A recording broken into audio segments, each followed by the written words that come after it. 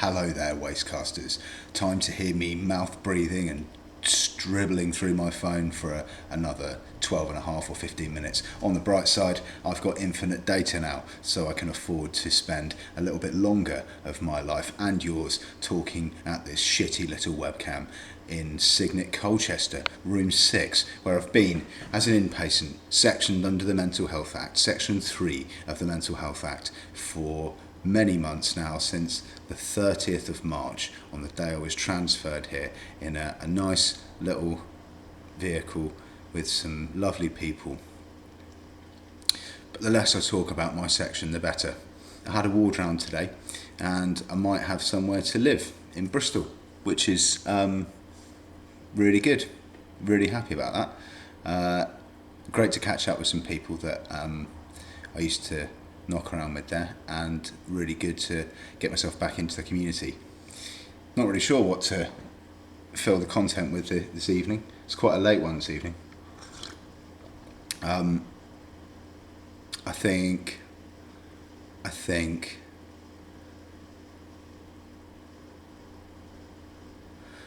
what I should do is have a little look at some current affairs nice and quickly. In fact, what I might do, just for fun, let's go live on Twitter at the same time, just for verification. This time what I'll do is I'm going to use as I got my phones back, I'll use the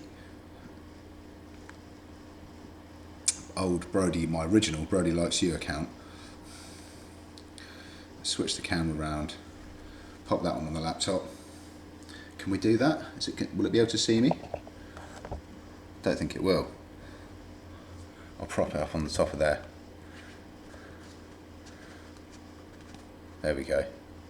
That's good. So I'm just going to go live. Hello everyone on Twitter. I'm just going live as part of my Wastecast. You can watch the other part of this on YouTube on my channel, Brody McLeod, which you can get links from somewhere on my page. I don't know, who gives a fuck. I'll try and link this through to this Twitter account, or my other Twitter account, which will be closed down soon, which is called @Brody's Face. Anyway, I'm now streaming live on Twitter. I'll take a little photograph of that just for fun, and a video as well. Look at that, great fun. So apart from me trying to corroborate everything I can to sort of prove my identity and my location, which is probably just hypervigilance manifesting itself from some waffling, garbling goon that you've seen on the internet that you probably don't follow. There is a couple of other things that I wanted to talk about. I was going to do a shit business idea. So I had one shit business idea. Here's the pitch. So what you do, it's called Every Penny.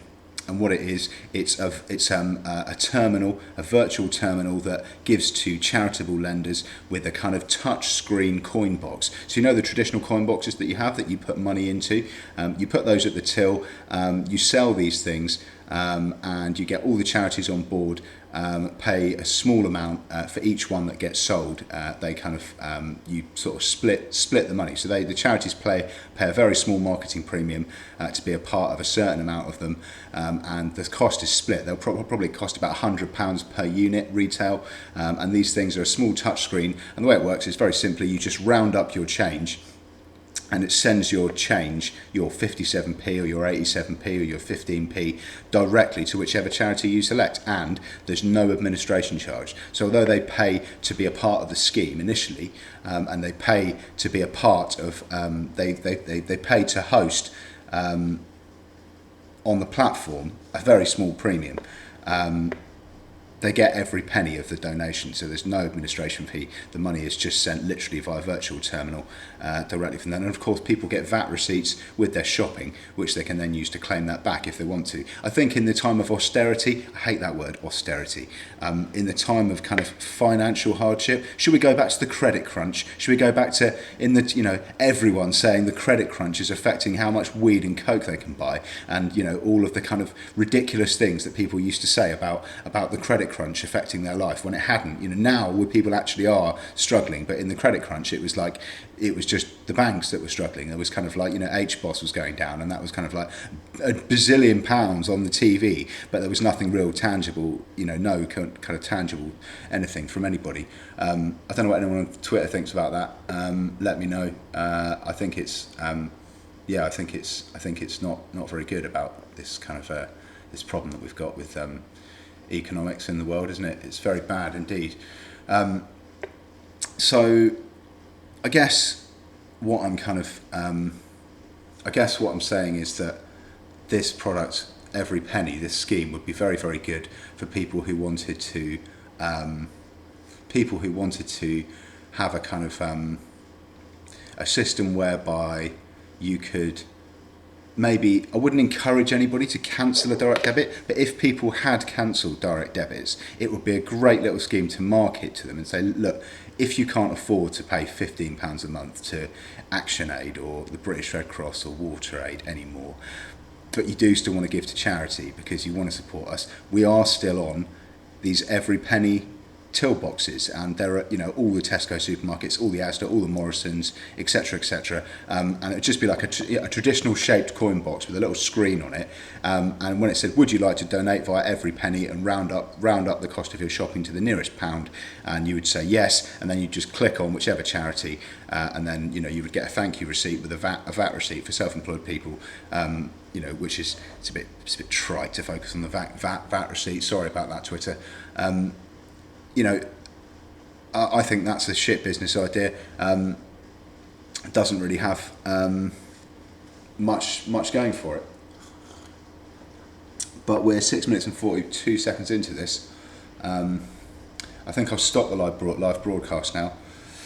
That's on at Brody Likes You, using my A32 5G. Goodbye, Twitter fans.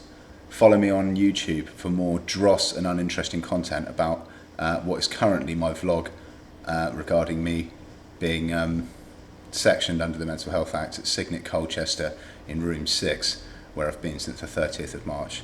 Thank you for that. Let's do bye-bye, Twitter.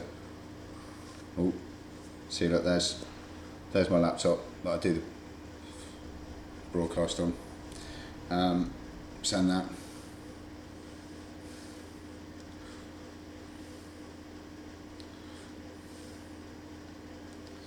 That's great.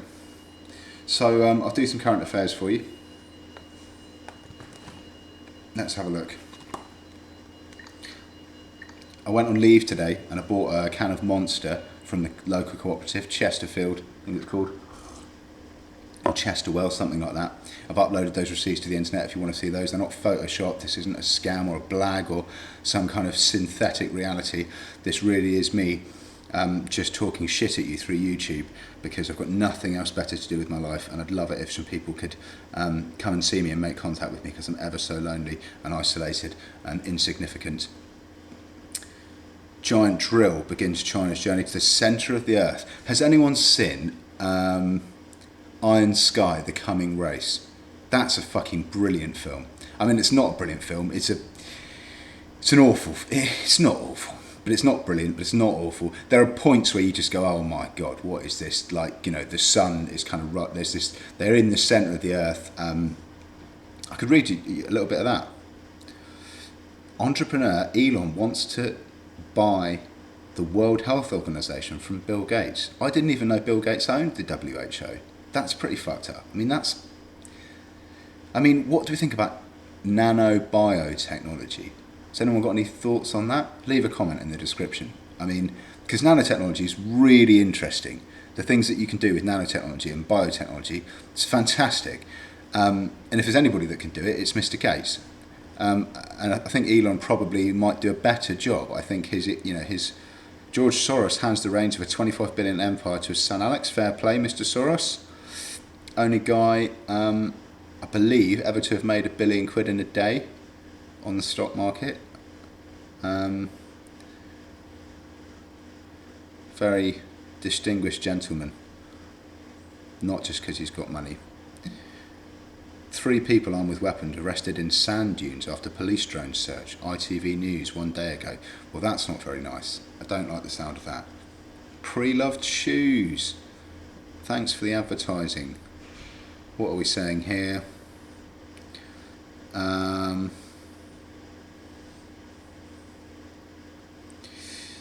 Nottingham attack. It's really dreadful, that Nottingham attack. I mean, I don't really know how much I want to read into it, but I just, you hear about these horrible stories where people just get murked, and it makes you worry about your own safety. Do you know what I mean? And everyone's really. You're just in the wrong place at the wrong time sometimes, I think. As trite and fucking pithy as that sounds. Trump pleads not guilty. Well, I'm sure he's not.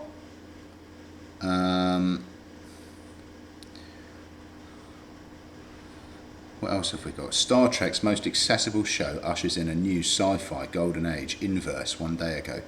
I'll tell you what I might do. What have we got? 10 minutes 49. Let's have a look. Let's have a look at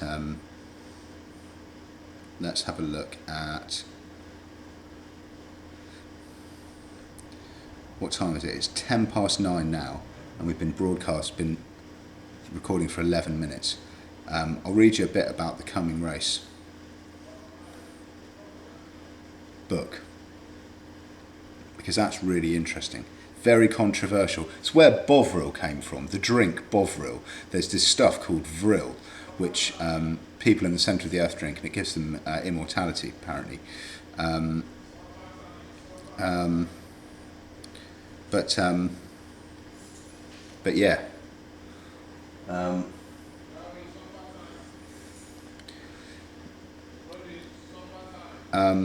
I think hopefully there should be an article. Let's have a look. Yeah, so I'll read you a bit of it because I'm shit at reading, and I'll do some more mouth breathing as well. I didn't realise how good the mic was on this, and you can really it really picks up everything. I watched a few of my videos back, and it's kind of me go. I fucking hate mouth breathers. It's because of this medication. It makes my heart it increases my heart rate, and I never used to do that before. I normally breathe through my nose, although I've taken quite a lot of narcotics over my life. My nose does still work. Yeah. Vril, The Power of the Coming Race, originally published simply as The Coming Race, is a novel by Edward Bulwer Lytton, published anonymously in 1871. They didn't know who wrote it initially, and it was published in 1871, which is going back a little bit.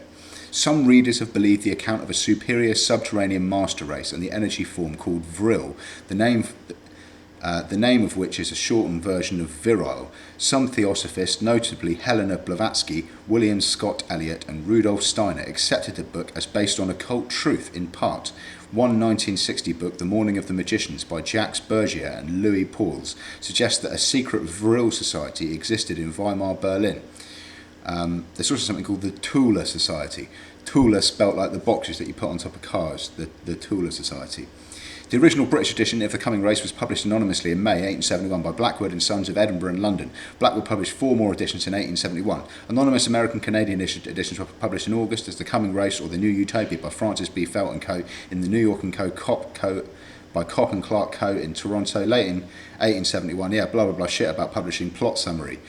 The novel centres on a young, independent, unnamed wealthy traveller, the narrator, who visits a friend, a mining engineer. They explore a natural chasm in a mine which has been exposed by an exploratory shaft. The narrator reaches the bottom of the chasm safely, but the rope breaks and his friend is killed. The narrator finds his way into a subterranean world occupied by beings who seem to resemble angels.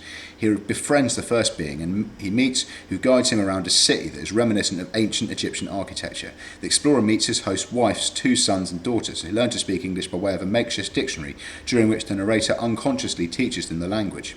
His guide comes towards him, and he and his daughter Z explain who they are and how they function. The hero discovers that these beings, who call themselves the Vrilya, have great telepathic and other parapsychological abilities, such as being able to transmit information, get rid of pain, and put others to sleep. The narrator is offended by the idea that the Vrilya are better adapted to learn about him than he is to learn about them. Nevertheless, the guide, who turns out to be a magistrate, and his son behave kindly towards him. And the narrator soon discovers that the Vril are descendants of an antediluvian civilization called the Ana, who live in networks of caverns linked by tunnels. Originally surface dwellers, they fled underground thousands of years ago to escape a massive flood and gain greater power by facing and dominating the harsh conditions of the earth. The place where the narrator descended houses 12,000 families, one of the largest groups. Their society is a technologically supported utopia. Chief among their tools is an all-permeating fluid called Vril, a latent source of energy that the spiritually elevated hosts are able to master through the training of their will to a degree that depends on their hereditary constitution. This mastery gives them an access to an extraordinary force that can be controlled at will. It's this fluid that the Vril employ to communicate with the narrator. The powers of the Vril include the ability to heal, change, and destroy beings and things. The destructive powers in particular are immense, allowing the few young Vril children to destroy entire cities if necessary. Men, pronounced An, and women, pronounced G, have equal rights. The women are stronger and larger than men. The women are also pursuing the party in romantic relationships. They marry for just 3 years, after which the men choose whether to remain married or be single. The female may then pursue a new husband. However, they seldom make the choice to remarry. It's a very strange way to do things, isn't it? I don't know about that.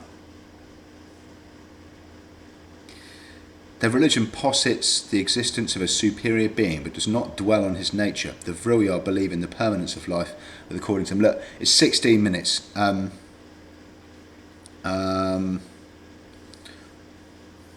There's a Vril staff, the Vril Society. Willie Lee is a German rocket engineer who had immigrated to the United States in 1937, published an article titled Pseudoscience in Naziland, the magazine Astounding Science Fiction. So in the film, The Coming Race, of the same name, there's loads of people living in the middle of the earth, and they're all kind of like people from across history who've all become immortal, and they all live in this kind of like society with dinosaurs, and there's they've got the Holy Grail in the middle and the central sun. Looks a bit like the Eiffel Tower actually. Anyway, I don't know anything about any of that stuff. The Hermetic Order of the Golden Dawn, the Taller Society. There, read the Wikipedia page about The Coming Race. It will enlighten you far more than this video has. If anyone's got a bottle of Raid, I keep getting bitten by mozzies when we're out the front smoking. They love my blood for some reason. So if anyone can send me some bug spray that I'm allowed on the ward, then that would be really useful. I'd love you for that. And yeah, I'll click end, and please check out my Twitter @BrodyLikesYou, and all the best.